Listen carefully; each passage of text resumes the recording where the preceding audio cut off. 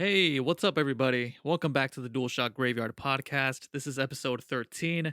I am Julian. I am your host, Cult Master Extraordinaire, your humble narrator. And unfortunately, I do have to jump right into this because something's going on right now, and it's very bizarre and unprecedented. It's not often that I have to turn into a Walter Cronkite type because there actually is some breaking news, and I'm going to have to try. Now, bear with me. I am the furthest thing you can possibly get to a professional sounding news anchor, but I do have to channel some of that energy with what's actually happening right now. At the time I'm recording this, I've got multiple Twitter feeds pulled up right now, and I do have to report this because this is gaming related. Unfortunately, at the time I'm recording this, it's Friday morning. It's the day after launch day. It is 11 in the morning, and right now there seems to be a heavy police presence right now at the Ubisoft Montreal offices. And according to, and I'm trying to be careful with the wording because again I'm not used to this at all at delivering such grim news right now. But what appears to be happening, and the wording that's being used among these Twitter feeds is that there might be a possible hostage situation happening at the Ubisoft Montreal offices, which is very scary and very unprecedented. There isn't much information aside from that. That there is a heavy police presence there, confirmed, and that is what's being reported as that there is a possible hostage situation happening. Everything else is unclear and speculation. I'm trying to stay as close as I can to what's actually factual right now. There's uh, a lot of misinformation going on right now. So I'm trying to do what I think is the right thing and just keep it to what is confirmed. And that is all we know so far. Um, Unfortunately, by the time you listen to this, this will be released later on today. So you probably know more than I do living over there in Futureville while I'm over here. What's the word? In the dark here in the past. So I'm sure by the time you listen to this, there's hopefully been some resolution to this and a very peaceful one. And there's nothing confirmed. Again, this is all speculative. The only thing that is confirmed is there is a police presence out there, and um, it's very scary what is being speculated on right now. Again, I have multiple Twitter feeds up, and I will be keeping my eye on this. But somehow I'm gonna have to segue away from this. But being that this is unfortunately again gaming related, this is a gaming studio that is at the center of this breaking and ongoing story, which is why I felt the need to bring this up. Again, this is very unprecedented and quite frightening. So here is hoping to a peaceful solution to what's happening right now. Again, Ubisoft Montreal is surrounded by the police, and what's being speculated on, at least by um, actual news outlets, is that there is a possible hostage situation happening over there, and that is very scary and unprecedented. I mean, this is a gaming studio, but somehow we are going to segue away from that and try to get into some positive news. This is actually a very special episode of the DualShock Graveyard Podcast today. It is the day, unfortunately, the day after launch day. I really, really wanted to make a launch day special on launch day, which would have been perfect, obviously, but something did come up. And again, as far as last week, there was no episode last week, which I do want to apologize. Something did come up, which even though if something does come up, I always try my best to try to squeeze in an episode, but this was unavoidable, unfortunately. However, we are here, and this is the PlayStation 5 launch. I can't say launch day anymore. That ship has sailed, but it is the launch extravaganza. Now, before I go any further, this is the PlayStation 5 launch.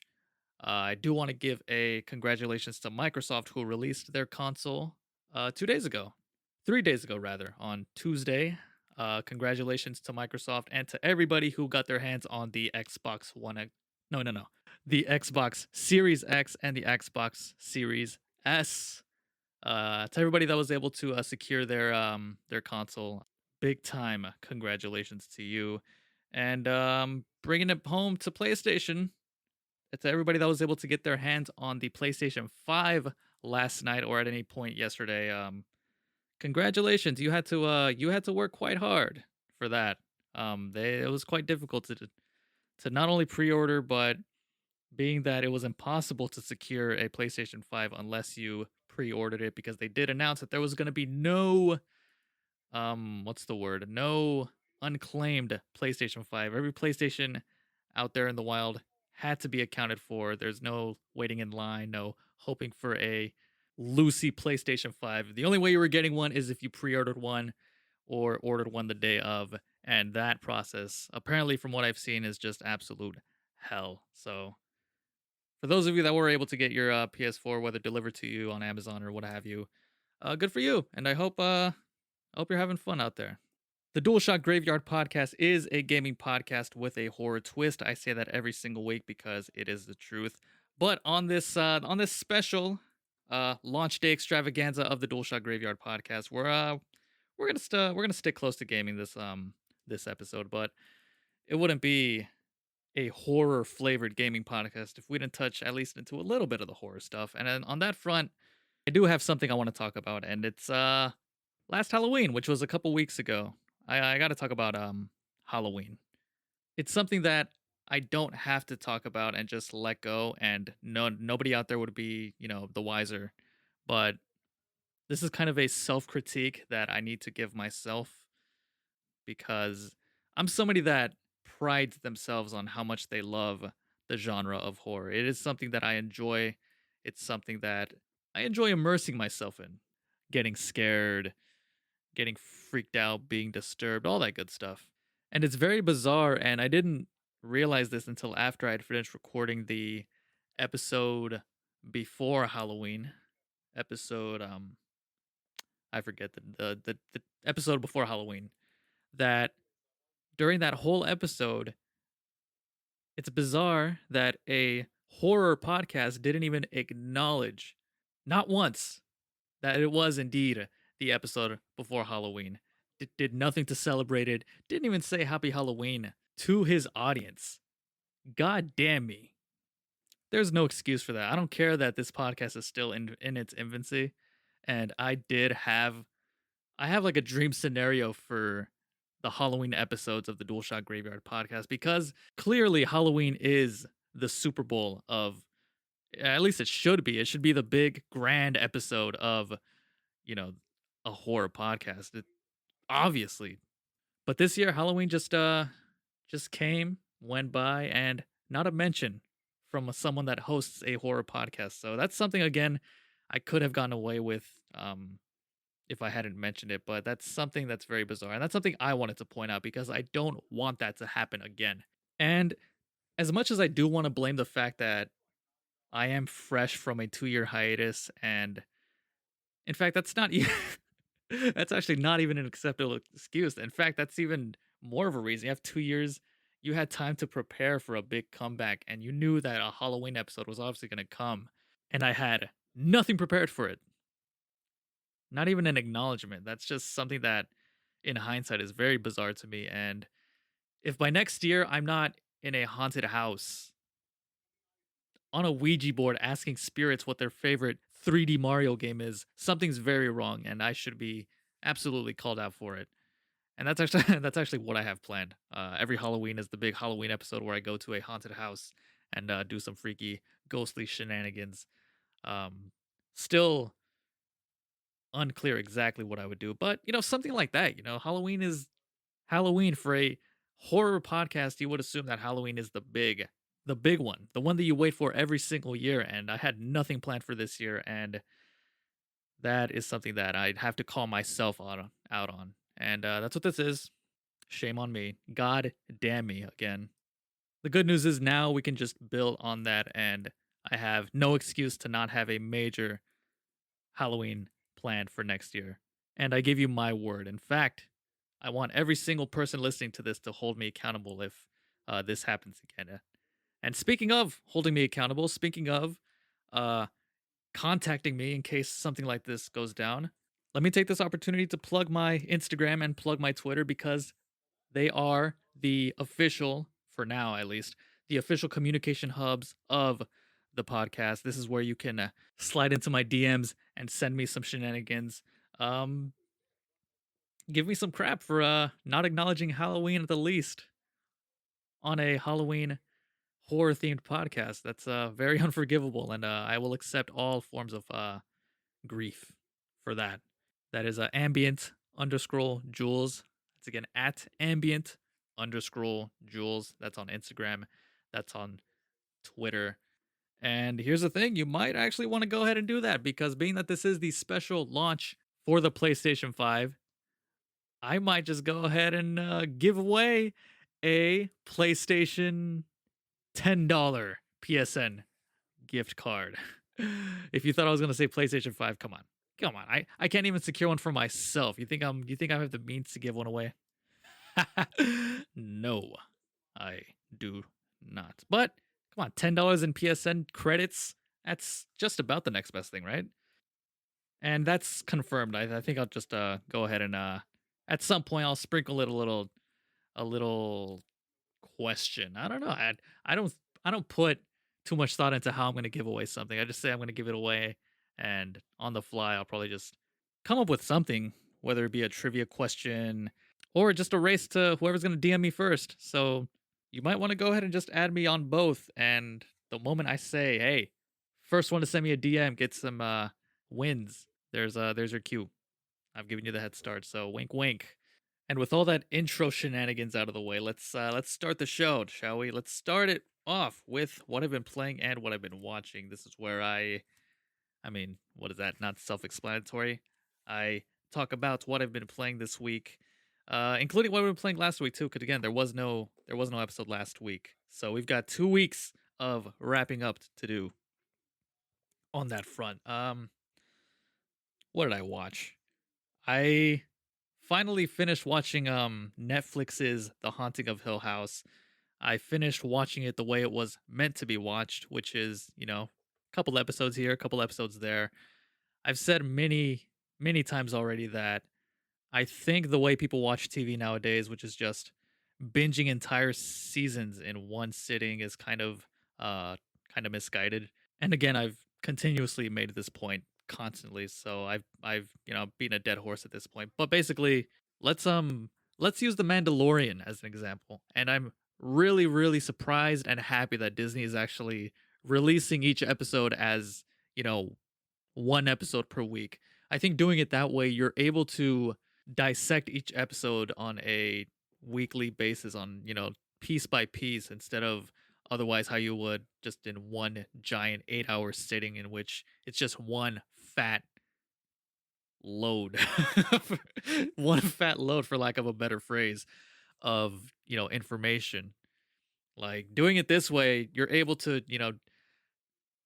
separate. The premiere episode was the one with Boba Fett coming out, and then this past episode was the episode with that frog lady. And I think there's a new episode out right now. It's Friday, right? I should be I think I know what I'm gonna do after I wrap this episode. So watch episode 3. But the point is, I'm actually going back and watching shows that I watched just like that in one sitting and completely forgot. And that's, I think, um the biggest disadvantage of binge watching a whole season is you just watch it once in one sitting and you enjoy it for that night, but give it a week. It's like watching a movie, kind of. And I'll use Stranger Things as an example. I've seen every episode of Stranger Things once. I've seen the first season in one sitting, the second season in one sitting, the third season in one sitting as they released. And looking back, I don't know. I don't remember anything that happened in that show. I don't even know what the kids' names are. I just remember Dustin is the one with the teeth, and that's it. I don't even know what I forget what the bald girl's name is. And that's the consequence of just watching a whole season in one sitting. Because at least if you expand by watching an episode 1 week or one episode per week, you expand how much you think about it from one night to 2 months. This season of The Mandalorian is going to have another 9 episodes, I believe. And with one episode per week, that's what, 2 months? You just extended the life cycle of a season from 2 months from one night that you might have binge watched the whole season to a full 2 months, just like the good old days. I think we remember highlights or memorable moments from shows doing it that way. And well, I've been watching The Haunting of Hill House. I went back and I watched that, and I still enjoyed it. I'm still very much confused by the ending, um, just like I was the first time. um, but it's a very well written show. The cinematography is fantastic. It's not a scary show, but it did have its moments. It did have a couple jump scares, which I'm not a fan of jump scares, but it's a well written show. It's definitely worth a watch. My favorite episode being there's a few. I don't want to give too much away, but there is a an episode that takes place at one of the characters' wakes, and the episode is just segment after segment after segment of these really long one take tracking shots, which were well acted and just well executed. That was the highlight of the show. Forget the ending. I think that was like episode 5 or 6, but that was a fantastic episode. All in all, it's a good show. It's worth at least one watch. I don't think it's the masterpiece that I see a lot of YouTubers saying it is. But it's a good enough show. That's The Haunting of Hill House. I wrapped that up. I'm also going back and watching Castlevania. I'm rewatching season 2 and gonna catch up on season 3. I haven't seen season 3 at all yet, but minus one episode. But again, another show that I watched in one sitting and remember nothing because that's what happens. That tends to be the end result of long binge watching one show. But I'm giving myself like 3 to 4 episodes per night because there are just 30-minute episodes. And what a fantastic show Castlevania is. The writing for an animated show, the writing is top notch. It's well acted, well written, uh gothic, vampire, medieval gore fest. If that sounds like something that's up your alley, give Castlevania a watch. I That's certainly one of the best Netflix has to offer for sure as far as that front goes. I'm in the middle of season 2 right now, and I'm eager to get back into it, which I'll most likely get back to after I watch this new episode of The Mandalorian. See, exactly, right back to my point. When you don't binge watch whole season, do you leave yourself anticipated with more to watch, and that anticipation is very fun and it's very exciting, and it's something that you lose when you just binge watch shows. It's again back just like old times. Like you'd finish an episode and it would end on a cliffhanger. And you'd have to wait, and that would suck. But by the time that week came, you'd wait a week, and the new episode will come. That excitement that's part of the TV watching experience, and I'm glad that at the very least Disney is doing that with The Mandalorian. And it's not something that goes away. I appreciate that Netflix just dumps an entire season and just gives people the choice. And unfortunately, it seems like a lot of people just decide to binge watch the entire season, but they leave the choice up to the viewer. And when a new season of your favorite show drops, um, give that a shot, man. Just limit yourself to a couple episodes. If an episode ends on a cliffhanger, let it, you know, l- leave your mind cliff hanging. I hope I pulled that off. And wait a day, wait a day, and it'll make the shows that much better. I promise. Let's get back to the way TV was, and just do it that way for a bit if you want to. If you want to keep binging shows and watching whole seasons in one night and forgetting what you watched the next day, keep doing your thing. I can only give out suggestions. That's all I can do. But that's what I've been watching. As far as what I've been playing, that's a whole different beast. Because even though I didn't put out an episode last week, that does not mean I've been sitting on my ass doing nothing. On the contrary, this trophy hunter in training has added another platinum trophy to his collection. You're goddamn right I did. Tekken 7. Your boy has gotten the platinum trophy for Tekken 7, which is quite shocking for me actually, because I recently started chasing trophies. That's something that I've ignored for a long time. I was just never a big trophy hunter. Um, for those that for those of you that have no clue what I'm talking about, obviously, video games. Most video games come with an achievement list. On Xbox, they're called achievements. On PlayStation, they're called trophies. When you finish these accomplishments and you get all the trophies, you get what's called the platinum trophy. I'm not too sure what the equivalent is on Xbox. If you get all the achievements, you get a you get a platinum achievement. I'm not too sure how that ecosystem does that, but the first ever platinum I ever got was when Marvel Spider-Man came out. And recently, I just for shits and giggles, I decided to get the platinum for God of War 3 Remastered, and the grinding for that was very rewarding. And I decided to, okay, for the games that I know really well, I should just take it upon myself to just, you've already beaten them. You're familiar with the gameplay loop. Why don't you just go ahead and just, complete them? Get yourself that platinum trophy and just, actually complete the games that you love. And that's what I've been doing. And Tekken 7 is a weird one because I'm not listen, I'll get platinum trophies for games that I know that I'm good at that are single player um that's primarily a single player experience because before I took trophy chasing seriously, I just assumed that every platinum trophy was because you were a top notch player at particularly for multiplayer games. It multiplayer trophies I just assume by default are just very difficult to obtain. So for that reason, I just never bothered. And Tekken 7 is weird because that is a game that has multiplayer trophies where you have to go online and fight players online and get your ass kicked a lot. But I I did what every cheapskate Tekken player did and mained Eddie Gordo. For those that play Tekken, you know that he is the pinnacle of cheat players. And I grinded my way to the platinum trophy for Tekken 7. And that's what I did. There was some grinding involved. I had to grind all the way to a particular ranking. I think the most time consuming trophy was there's a trophy where you have to go to the practice mode and you have to acquire 50,000 points of damage, which is very time consuming. I just had to basically sit there and just pound away at the practice dummy for a long time until I got that trophy.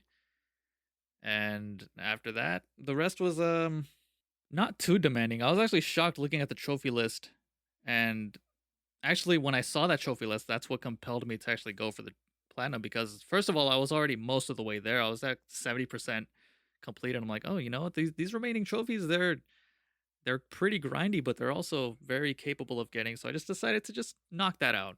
I got the platinum for Tekken 7, and I was able to get that done. And I'm currently doing that again for Far Cry 3, one of my favorite games of last gen. I'm playing the classic edition on PlayStation 4, and I'm grinding away and trying to do the same for that game. So I'm still playing through the story. There's a lot of different side trophies for the hunting, clearing pirate camps, all that good stuff. So that's next on the list. I also finally downloaded Tony Hawk's Pro Skater 1 and 2, and I am surprised at how easily I was able to just pick up and play like I'd never stopped. I haven't played a Tony Hawk game since. Actually, I haven't played a Tony Hawk game until that previous remaster that they did last generation. This isn't the first remaster that they did. They actually did a Tony Hawk's Pro Skater HD for the PlayStation 3. But before that, I hadn't played a Tony Hawk game since Tony Hawk's Pro Skater 2 on the PC. And I was surprised at how easily I was able to just pick up the controller and just get right back into that gameplay flow like if time hadn't moved at all. And I wanted to Halloween I played it at somebody's house and that was the first time I'd played it and it just all came back to me. When I came back home, I just had to put that $40 down and get my own copy and that's what I did. And I've been playing it. I've been enjoying it. Tony Hawk's Pro Skater, one of my childhood games, and seeing it back makes me very happy. And being that this is the PlayStation 5 launch special, launch spectacular, launch extravaganza, whatever I end up calling this episode, I think it's a good idea to look back at this previous generation and acknowledge that this is the generation that brought many people's childhoods full circle as far as what they were able to remake. From Shadow of the Colossus, Spyro the Dragon, Crash Bandicoot. I think the most popular example is Final Fantasy VII. Just for many people, this generation is the generation that completed their childhood. At least for me. Well, a lot of people, but for sure for me, Spyro 2 Ripto's Rage is if there's one childhood game that like this is the game that defined my childhood. It was Spyro 2 Ripto's Rage. That was the game that we just had at the house. And I remember just, spending countless hours as a child just, playing that game and having that remade in the Spyro Reignited trilogy that came out, what was it, 2 years ago?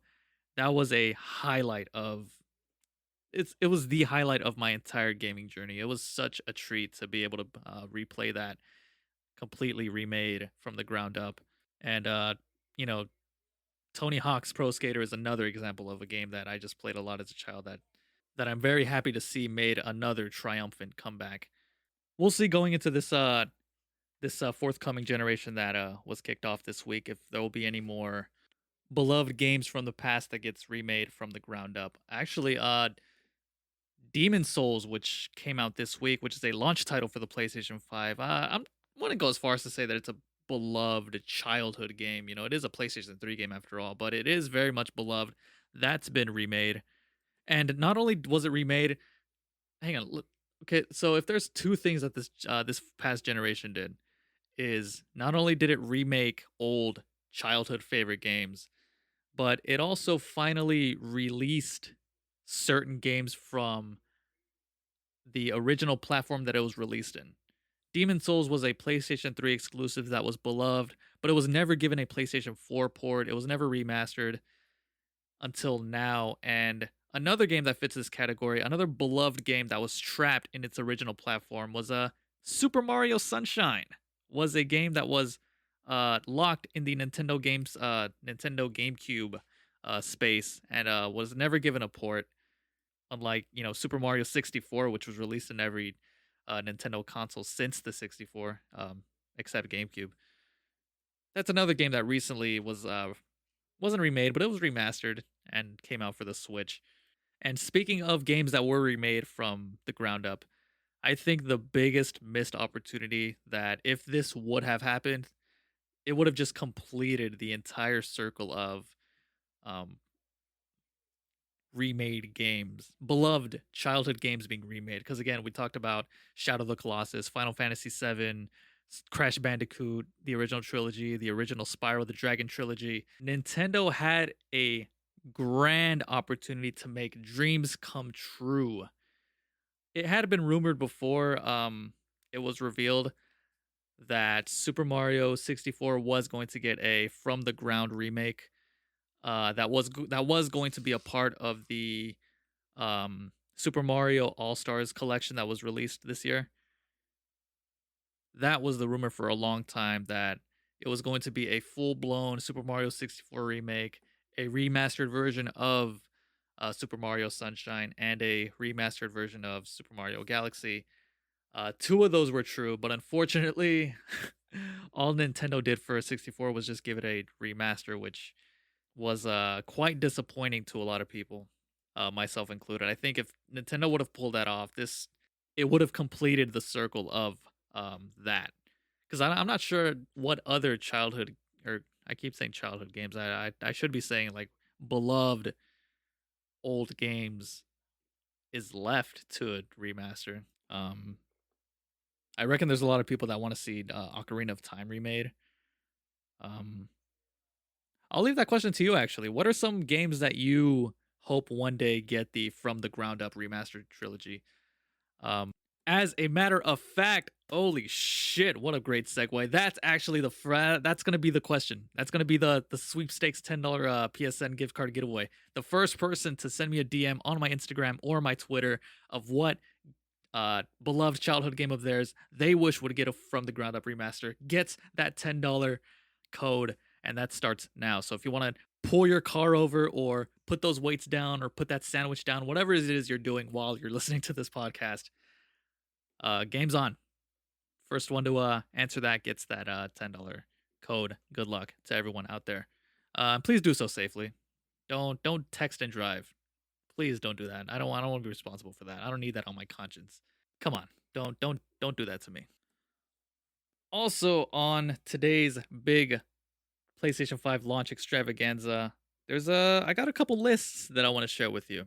A lot of good lists. As a substitute to a segment that I do every week, the known as the weekly releases, where I go over the releases of every game that's going to come out in said week. I actually have a special launch day list of every single game that will be available to play day one on PlayStation 5. So if you were able to get your hands on that PlayStation 5, I have a full, complete list of every single game that is available to you. And you know what I'm going to do? I'll tell you what I'm going to do. I'm going to read that list. And I'm going to read that list right now. Alrighty, let's see here. Starting from the top, this is coming from the Sony first party. So these are first party titles. We've got Astro's Playroom, which is a pre-installed game on the PlayStation 5. So that's a free game that's already from the box, already installed to your PlayStation. We've got Demon Souls again. We were just talking about Demon Souls. That's the remake of the beloved PlayStation 3 title. Marvel's Spider-Man Miles Morales is also finally out and available on the PlayStation 5 and also available on the PlayStation 4 for those that haven't made the Switch yet, which is 99.9% of us. Obviously, the console just came out yesterday. We've got Sackboy, A Big Adventure. This is a spin-off of the Little Big Planet franchise, which is kind of a it's like Super Mario 3D World, but with Sackboy instead of Mario. And that's it for first party. From the third party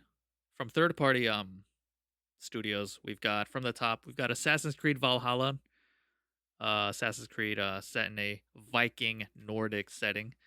Borderlands 3, we've got Bugsnatch, which is actually free, which is a PlayStation Plus game, one of the free downloadable ones for the month of November. We've got Call of Duty Black Ops Cold War, big giant Call of Duty game. Dead by Daylight, Devil May Cry 5 Special Edition, Dirt 5, Fortnite, Godfall, what is it? Gunya Fighter, I've never heard of that. King Oddball, Maneater, NBA 2K21, No Man's Sky, Observer System Redux, Overcooked All You Can Eat, The Pathless, Planet Coaster, Warhammer Chaos Bane Slayer Edition, Watch Dogs Legion, and WRC 9 FIA World Rally Championship. I don't know what the fuck that is, but that's available as well. In addition to those games that I just read, what a perfect segue into my next news story here. You can also download a number of beloved PlayStation 4 titles under the banner of the PlayStation Plus collection. And the reason why that's not only something you can download, but something I want to talk about is something that was revealed yesterday.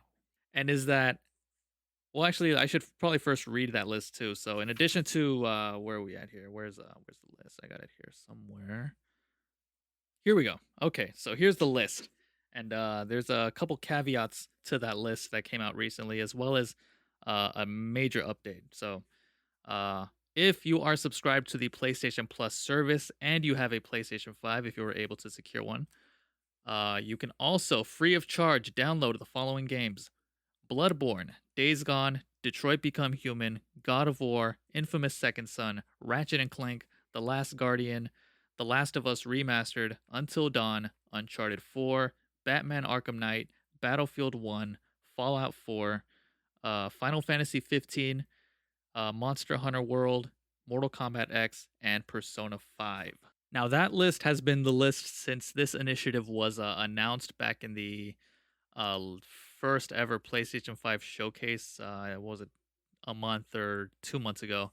And recently, there's been a couple additions to that list, which is exciting. You know, more free games are always a good thing. But these are three.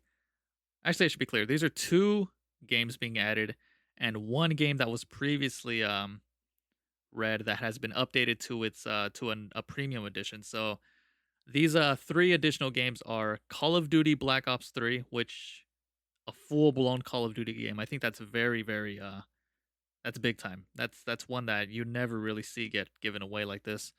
You've got Crash Bandicoot: The Insane Trilogy, which Again, also a very big addition, especially for me, being someone that never got around to playing that one. I was always I got Spyro the Reignited trilogy on day one because I was always more of a Spyro the Dragon person. But Crash Bandicoot was one that I always meant to get to, and now I can. I just got to. I mean, I could. To be fair, I could probably buy one now, but I'd rather spend $500 to download it for free than spend the what is it, like $20 now to play it on my PlayStation 4. But it is what it is. And Final Fantasy 15 has been upgraded to the Royal Edition, which is the big Game of the Year edition that includes every single piece of content that came out post, at least as far as I know. So that's 19 titles that is free to download if you are a member of PlayStation Plus. And a development about this list that was unveiled yesterday.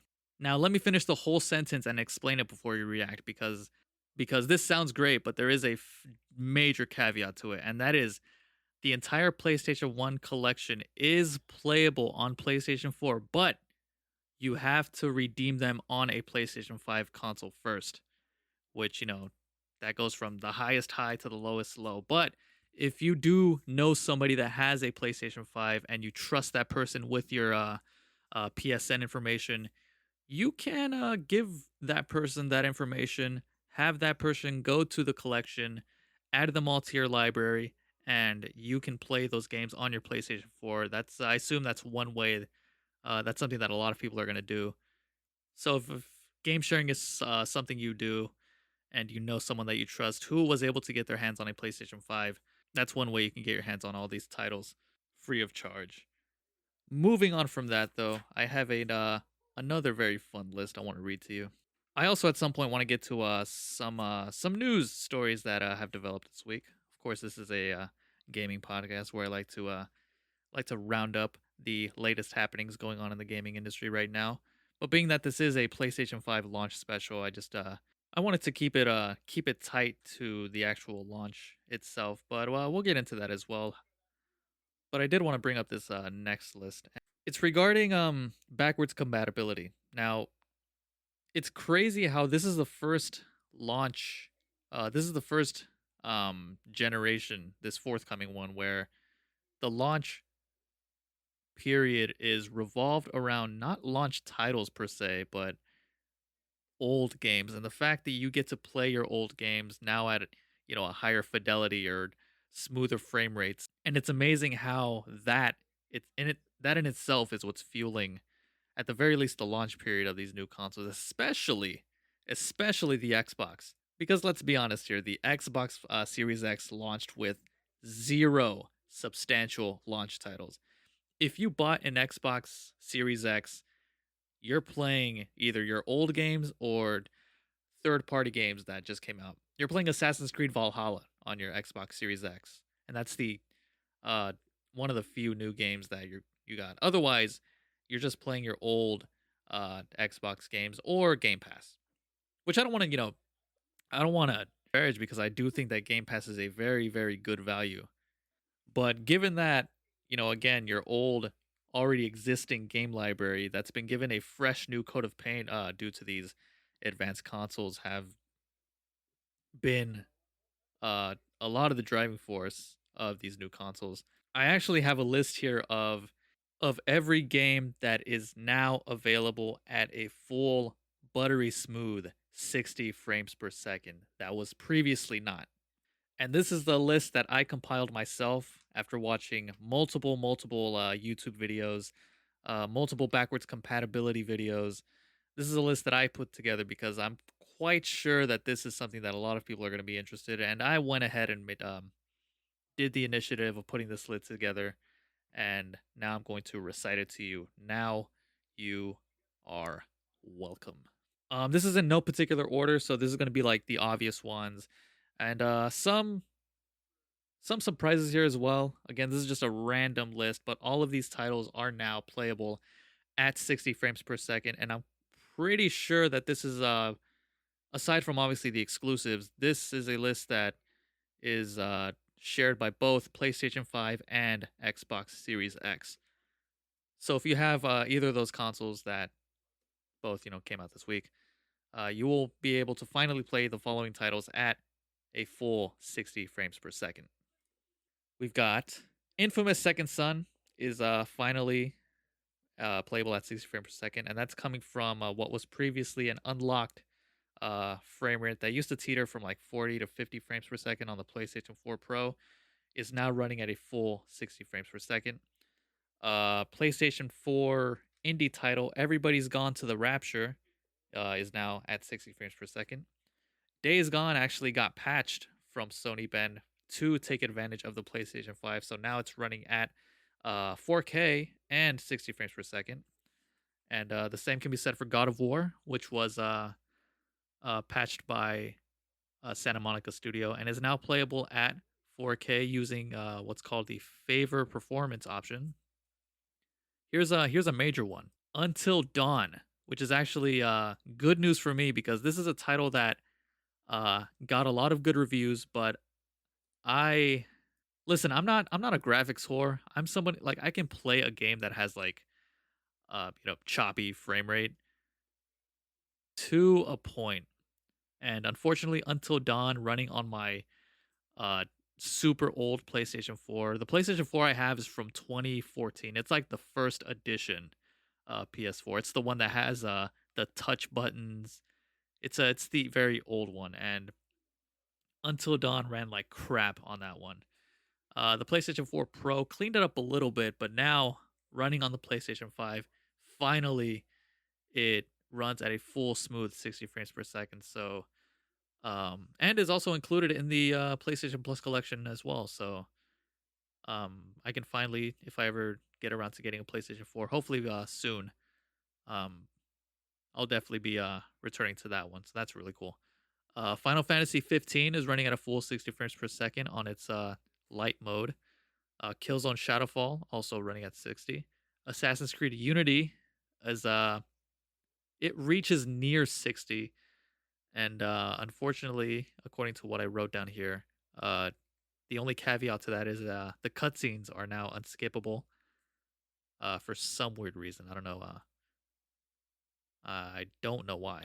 Um, Jedi Fallen Order has a mode that allows you to run at 60. Ghost of Tsushima, the latest substantial PlayStation 4 exclusive, was patched by Sucker Punch uh, to run at a full 60 and at 4K as well. Sekiro Shadows Die Twice runs at a full 60. Knack 1 and 2 runs at a full 60 frames per second. Rise of the Tomb Raider, Crisis Remastered, Hitman. Um, this is the rebooted Hitman. I'm not sure if that also applies to Hitman 2 and the forthcoming Hitman 3. I'm not sure, but for a fact, the original Hitman reboot that was re-released on the PlayStation 4 runs at a full 60. The Evil Within 2 runs at a full 60. The original Evil Within, I believe, was capped at 30. Running on the PS5, that's still it runs at 30, but it's a smooth 30, and which is good because that's another game that I just could not. Um, I think I just it wasn't for it wasn't because it ran extremely choppy, but that's another title that I remember was very very choppy on my super old PlayStation 4. But the Evil Within 2 does run at a full 60. Dark Souls 3 runs at a full 60. Monster Hunter World runs at a full 60. And finally, Destiny 2 is going to run at a full 60 on December 10th. That is the day that Destiny 2 will be fully optimized for the PlayStation 5 and the Xbox Series X. It will receive a patch which will not unlock the frame rate, but increase resolution to a full 4K and run at a full 60 frames per second. And that's the list. Again, that's not the complete list. That's a list that I compiled based on watching, again, multiple videos. And being that this is for the launch period, it's going to be consumed by playing all these old games with a fresh coat of paint. And I hope that list was very helpful. and gets you excited to play your old games again. I'm certainly, definitely going to be backlogging a lot once I get my PlayStation 5. And in fact, I should probably explain what my plan for that is. Um, I wasn't planning on getting a PlayStation 5 at launch. That was something that I decided from the get go. I've never bought a console at launch. I tend to wait until the dust settles a bit on the launch period. And not only because I anticipated that it was going to be very difficult to get, but you always notice, like, let's take last generation for example. Every console, be it the PlayStation 4 and the Xbox One, they always launched with a series of issues. The PS4 had some weird yellow light issue, and I remember the Xbox One X had like a disk drive where you'd enter a disk and it would make this weird roaring sound. That's just par for the course for launch editions of consoles, and I like to just hang back a bit and just punch the mic there. I'm sorry about that, but I like to wait um a bit just to just keep an eye out, let the consoles launch, and just watch this see if there's any issues. And for the most part, there haven't been, from what I've seen. Although I will say that there is a video circulating the internet right now of an Xbox Series X literally smoking, plumes of smoke billowing from the top, and that's been disproven as fake news. Fake news. It was actually a science experiment by somebody who I'm not quite sure. I believe they something that had to do with like a vape, where if you turn off your Xbox Series X, it blows a lot of air, and if you mix that air with something in their vape, it just created this plume effect. I'm not too sure, but what is important is that it there is no issue with Xbox Series X's um, releasing plumes of smoke like a goddamn chimney. That's not what's happening. So if you see a video out there of that, just know that that is not um, it's not what it seems. But my plan was always to just hold off on buying one until the launch period settles down. Once Black Friday finishes, once the holidays are over, once everything has settled down, and we're all as a country settling into the year 2021, I will most certainly make my way to the store and hopefully find myself a PlayStation 5 and get on that myself. I will say though that I don't want to wait too long, because I'll tell you what's been happening. I have been holding off on purchasing quite a few titles as of late. I held off on buying I held off on buying multiple substantial releases.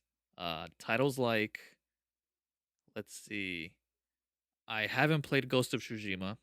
I have not played Marvel's Avengers.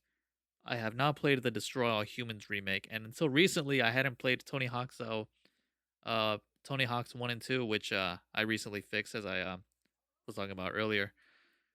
And the reason I've been holding off on buying these games is simply because I just found it quite um and I know this is a me thing. It's either me, my OCD, that's just keeping me from wanting to buy these games, just because I know that while I would probably enjoy playing them on the PlayStation 4, just knowing that the PlayStation 5 was forthcoming and they would for sure run better on the PlayStation 5, I just decided to hold off until I actually got a PlayStation 5 to actually play them fresh on my new console at, full nice frame rate, especially seeing how some of these games actually ran on the PlayStation 4 on old hardware. Using Marvel's Avengers as an example, that game, the footage I've seen, it just runs extremely choppy on the PlayStation 4, which is a shame because that's actually one that I was kind of interested in playing. But just seeing how it runs on the PlayStation 4, I'd rather just hold off and wait for the PS5 to get that. And the same exact thing I can say for Cyberpunk 2077. Now, Cyberpunk 2077, easily the most anticipated game of the year. And that game has just been delayed and delayed and delayed. And its most recent delay has pushed it all the way to December 10th. And while that does upset a lot of people, I feel the only people that have I don't want to say a right to be upset because obviously anybody that's anticipating this game or really wants to play it is going to be upset. But PC players are the only group of players who, at launch, will be getting um, the full Cyberpunk 2077 experience, like running the way it's supposed to. People that are hyped to play this title on their PlayStation 4, or God forbid, the original Xbox One, understand that you're going to be playing a very rundown, very choppy version of that game. As a matter of fact, I predict that when this game drops, it is going to be praised. It's going to review very well because this is a CD Project Red at the top of their game. I think this game is going to be very very well reviewed. However, there is going to be controversy about the PlayStation 4 and Xbox One X versions. I think they're not going to run. I don't think they're going to run very good, and I think that's going to be something that a lot of people are going to be upset about. I think the PC version and the forthcoming next gen versions, I think they're good to go. I think they're ready to be shipped. The reason for the delay, which was already confirmed by CD Projekt Red, was because they need to make sure that every single version of the game runs the best that it could. And I don't think that they're going to get to that level in 4 weeks. The game was going to come out, what, on the 17th? Next week. The game was supposed to release next week, but it got delayed a couple days. And I think they're going to need a lot more than those couple weeks to make sure the PS4 and Xbox One version runs well. I think they know this, and I think they're just going to bite the bullet and release the game.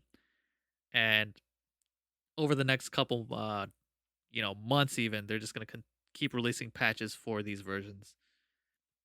I almost want to say that the Cyberpunk 2077 should have just been a next gen exclusive, but I understand why they also wanted to release on, you know, previous gen version, especially the PlayStation 4. PlayStation 4 has an install base of 100 million plus, the second best home selling console of all time. Of course, you're going to want to release a very popular forthcoming title on that platform, but you're developing such an ambitious game for old hardware. You're going to run into issues, especially when you developed for next gen in mind and then had to whittle it down last minute, which I'm pretty sure it was the case for this game. I am happy that it got. Well, actually, no. I take that back. I'm not happy it got delayed. Of course, I'm not happy it got delayed. That sucks for PC players that are ready. They bought their brand spanking new graphics cards to run this beast of a game, and now they have to wait because of old technology holding them back. That's got to be pretty disappointing. However, I'm actually not sure when the hang on, I'm gonna do a bit of research. With the magic of podcast editing, you're not even gonna know I'm gone. Boom. What did I tell you? I'm back. So upon doing some research, on December 10th, obviously the PC version will come out, as will the PlayStation 4 and Xbox One, and those versions will obviously be playable on the PlayStation 5. However, the versions that were made for the PlayStation 5 and the Xbox Series X will be released at a later date. But you will be able to play Cyberpunk on your PS5, but it will be the PlayStation 4 version running through backwards compatibility. And I'm not saying that I'm gonna wait until that day comes to get a PS5, but it just means that I don't have to rush as much. Although I do want to play Ghost of Tsushima, which I haven't played, and I'm glad that I'm waiting until the PS5 because now when I finally play it for the first time, I'll be able to play it in stunning 4K running at 60 frames per second, as well as Immortals Phoenix Rising is a game that I'm very excited for. Aside from those games, let me tell you what I'm most excited to get back into because of this new generation. Destiny 2 is a game that I love. I love Destiny. I've been a fan of Destiny since the beginning. Destiny 1, I have very, very vivid, fond memories of year one, Destiny 1. Uh, the world that Bungie built was very impressive. And again, I'm not a big graphics whore. I stuck around with Destiny for, a long time. But there came a point during Destiny 2 where After playing so many shooters that ran at a full 60 frames per second, on top of the news that a PlayStation 5 was coming, and then coming back to Destiny 2 that just ran at a very, very choppy sub 30 frames, I just unfortunately had to make the decision where I was like, listen, Destiny 2, I love you, but we gotta take a break. We gotta take a break, which is a necessary break because when we do see each other again, you're gonna be running on new hardware, running the way you should have been running this whole time. When they revealed that Destiny 2 was going to get a next gen patch that brought it up to full 4K, a full 60 frames per second, I was very happy and I am very, very excited to be returning to Destiny 2. That's actually definitely top three of my most uh what I'm looking forward to playing again. Because like I said, a lot of the games that are going to fuel this launch period is going to be people going back to those old games, running at their fullest potential finally. And for me, Destiny 2 is probably at the top of that list. In addition to Destiny 2, though, I actually this is a list I forgot I had written. This is actually what I plan on. This is my own personal launch lineup when I finally do get my hands on a PlayStation 5, which will be soonish. Listen, I said I'm gonna wait until the launch period settles down once the dust settles. I'm gonna wait for that, but I'm not gonna lie to you. If I am out in the wild, if I'm at a Target, if I'm at a Walmart, and I see a PlayStation 5 just sitting there waiting to be purchased, I'm gonna have to fight every single urge to drop that $500, and I anticipate that I'm gonna lose and just buy buy a PlayStation 5. I want to hold off. I want to wait, for everything to settle down.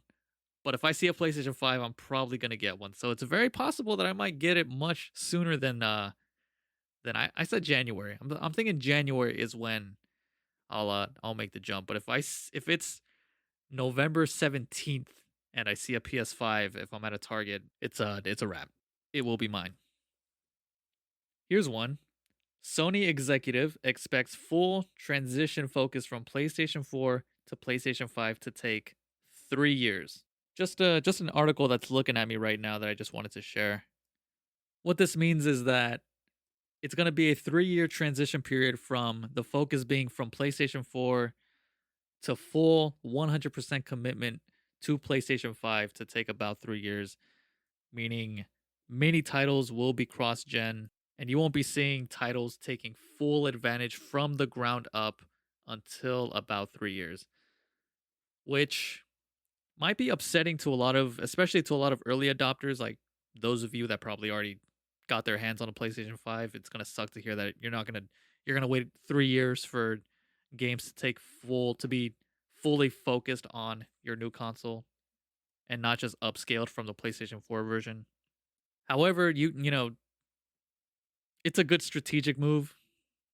Again, the PlayStation 4 is the second best selling home console of all time. And it's not like it's obsolete technology. It's still a very good console, especially the PlayStation 4 Pro. Jesus Christ, PlayStation 4 Pro.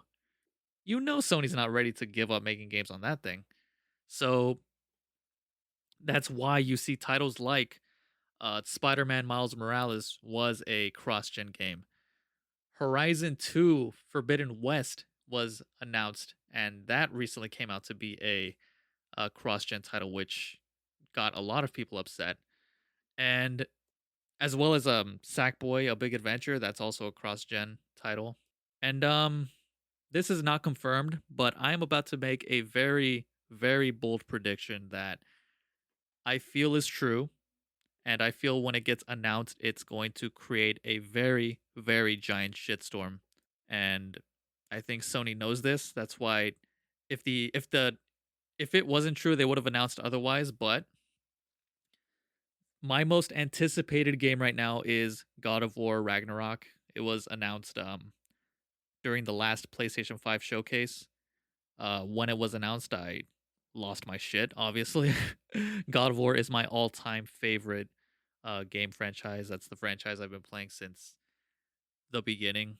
That's the one franchise that I can say, yeah, I've that's my franchise. I've been playing that since the beginning. I was there.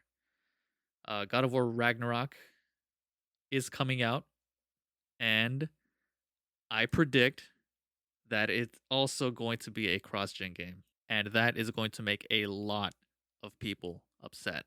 People bought PlayStation 5s obviously to play the next iteration of these titles like Horizon and God of War probably being the most prolific of those anticipated sequels. People are not going to be happy. People are not going to be happy when it gets announced. And I really do believe that it will be announced that it will be a cross gen game with the PlayStation 4. But here's the thing, right? I mean, us as consumers, we don't think long term the way, these companies do. We think about what we want and we don't think about like the incentives that these companies have. But when you try to see it from their perspective, here's what I think the strategy is, right? Let's take God of War, Horizon, and Marvel Spider-Man. Let's use those as an example. Let's assume that these games are going to be trilogies, right? The Spider-Man trilogy, the Horizon trilogy, and the God of War trilogy. The new God of War trilogy. The first game of these trilogies have already been released. Marvel Spider-Man, Horizon Zero Dawn, and God of War. I think it's been planned out from a long time that the second game was going to be a cross-gen game too. For Spider-Man, that's exactly what Spider-Man Miles Morales is. For Horizon 2 The Forbidden West, that's going to be the cross-gen. And for God of War, I believe that God of War Ragnarok will be their cross-gen title, which again is going to make a lot of people upset. I think I think they're bracing themselves for that shitstorm when that gets announced.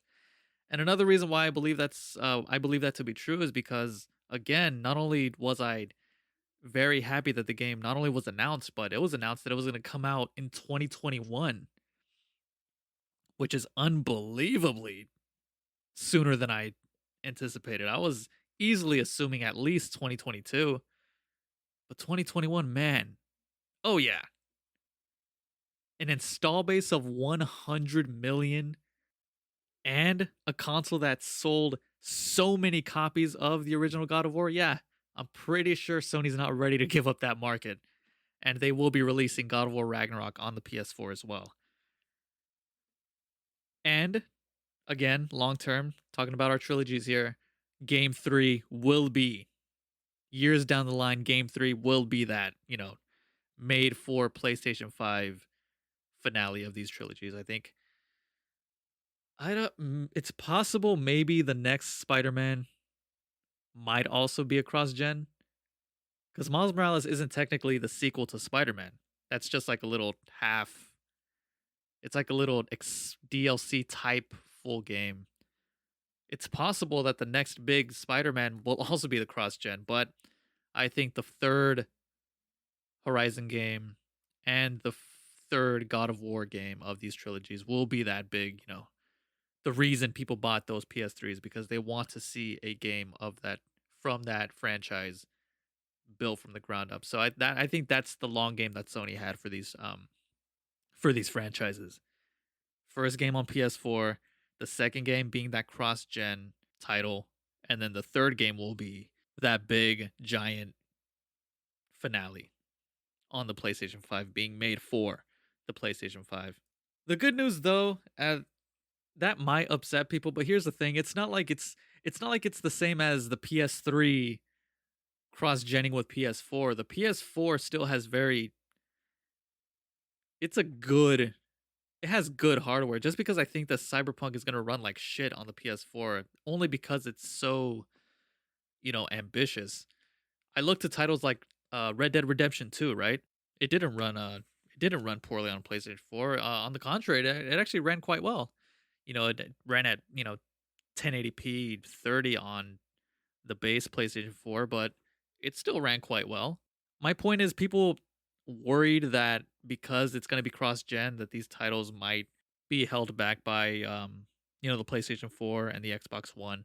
I'm pretty confident that that might not all the way be the case. It might slightly. It might a little bit, but for the most part, I think Horizon 2 Forbidden West and God of War Ragnarok, which again I'm predicting is going to be a cross-gen game. I think they're going to look pretty spectacular. And PlayStation 5 owners will have a lot to look forward to when we see more of those titles. And it's almost about time to wrap this episode up. But before I do, I want to give you one final list, the most exciting list I've actually have here, and it's a little look into the future, a very exciting look into the future because this isn't just a look into the rest of November, the rest of December. It's actually a big, giant list of the biggest games coming in 2021 and beyond, because a lot of these don't even have release dates, but we know they're not coming in, obviously. They're not coming in 2020. Just a quick look into the future. This month we've got Hyrule Warriors, Age of Calamity. That's a Switch exclusive. Katamari Damacy reroll. I'm just going to name them. This is this month. Football Manager 2021, Just Dance 2021, World of Warcraft, Shadowlands, all coming out this month. And Cyberpunk 2077, not coming out this month. Reminder. December, we've got Empire of Sin, Immortals Phoenix Rising. That's for me right there. Dragon Quest XI, Echoes of an Elusive Age, Definitive Edition. FIFA 21. These are the PS5 versions. The PS4 versions are already out. Madden 21, same. Cyberpunk 2077, finally coming out on December 10th. Destiny 2's next gen patch comes out December 8th. Medal of Honor Above and Beyond, PlayStation VR game. And that about does it for 2020. Now, I have a a giant list of every single substantial game to look forward to in 2021 and beyond. And again, I'm just going to read them off and enjoy. Far Cry 6, Halo Infinite, which was supposed to be a launch title for the Xbox Series X, but that was, as you know, that was delayed. Dying Light 2, Lego Star Wars The Skywalker Saga, Hitman 3, Prince of Persia The Sands of Times remake, Super Mario 3D World for the Switch, Braid Remastered, Deathloop, Ghostwire Tokyo, Gotham Knights, Grand Theft Auto 5, the next gen versions, Horizon 2, The Forbidden West, Resident Evil 8 or Resident Evil Village, Suicide Squad, Kill the Justice League, Overwatch 2, the System Shock remake. We haven't heard anything about that remake. I don't know what's going on with that one. Gran Turismo 7, Ratchet and Clank Ripped Apart, Elden Ring, The Elder Scrolls 6, Avowed, Hellblade 2. We're going into Xbox territory now. These are their exclusives. Fable, new Pokemon Snap, Skate 4, or whatever the next Skate title will be. A new Skate game has been confirmed to be in the works.